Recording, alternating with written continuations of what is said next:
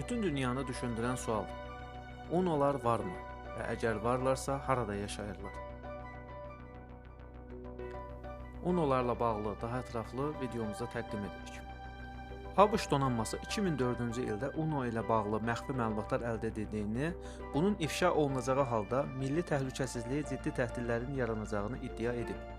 2004-cü ildə bəs nə baş vermişdi? US-Nimitz döyüş gəmisinin ekipaj üzvləri 2004-cü ildə havada qəribə obyektlə üzləşdilər. Bu barədə mediaya məhdud məlumat verilsə də, araşdırmacı Christian Lembright ABŞ donanmasının kəşfiyyat xidmətinin UNO ilə bağlı məxfi məlumatlara sahib olduğunu iddia edib. Videomuza keçməzdən öncə kanala abunə olmağı unutmayın. Sizin dəstəyiniz bizim üçün önəmlidir.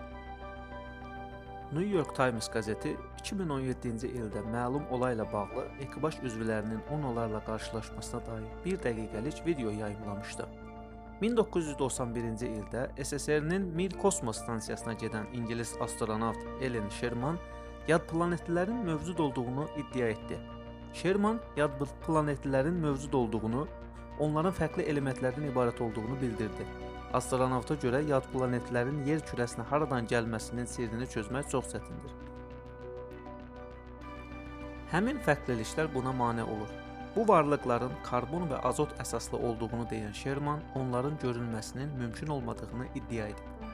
Qədim Misir piramidaları. ABŞ Milli Kosmos İdarəsi NASA, Misir piramidalarının inşası ilə bağlı ilgiz iddialar irəli sürdü. NASA Tubanın şimal qütbünə ən yaxın ulduz olduğunu açıqladı.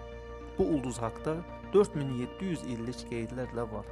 Ən qədim Misir piramidasının inşasında Tuban ulduzunun rolunun olduğu ortaya çıxdı. NASA'nın Kepler teleskopunun nəzarətində olan ulduzun 27 gün ərzində parlaqlığında baş verən dəyişiklik bir sıra iddiaların irəli sürülməsinə yol açdı. Maraqlıdır ki, qədim Misirlilər də Tubanı şimal ulduzu adlandırırdılar. Əslində isə Tubanın iki ulduzdan ibarət olduğu üzə çıxdı. 4700 il əvvəl Misirlilər inşa etdikləri piramidaları bu ulduza görə hazırladılar. Araşdırmaçılar da bunu iddia edir, amma necə?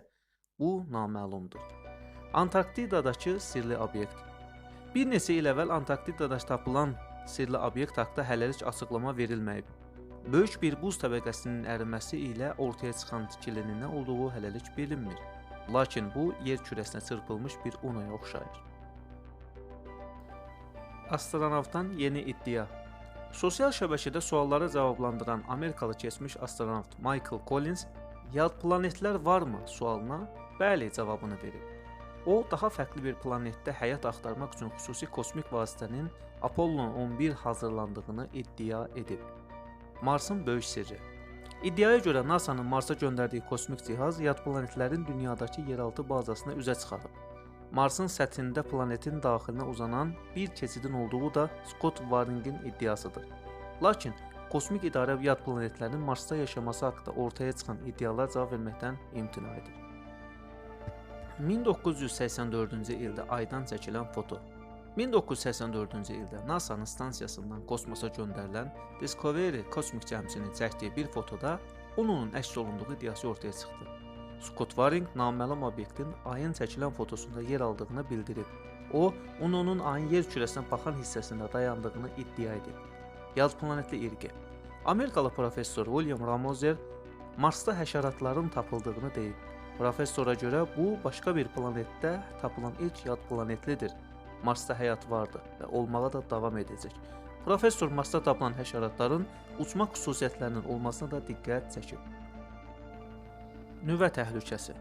Yad planetlərin araşdırılması üçün qurulan paradigmanın qurucusu Steven Bessett, yad planetlərin dünyada mövcud olan nüvə silahlarına əllərinin çatdığını deyib. Onun sözlərinə görə, başqa bir planetdən gələnlər istədikləri vaxt nüvə sistemlərini açıb bağlaya bilirlər. Bessett, yad planetlərin nüvə silahlarına etiraz etməsi kimi qəribə bir iddianın da altından xətt çəkib. Günəşin yaxınlığında. Günəşin yaxınlığında yad planetlərin stansiyası var. Bu iddianın müəllifi də Scott Waring'dir. O, bu obyektin ay böyüklüyündə olduğunu deyib. Azərbaycan iddiası. Əlbəttə, hər ölkədə olduğu kimi Azərbaycanda da yad planetlər və UNO'larla bağlı iddialar var. Bu iddialardan birinə görə yad planetlərin dünyada yeganə bazası Bakı şəhər yaxınlığında Xəzər dənizində yerləşir. Hətta ara sıra onların Xəzər üzərində göründüyü iddia edilsə də, bu öz təsdiqini tapmayıb. Videomuzu bəyəndinizsə kanala abunə olmağı və rəy yazmağı unutmayın.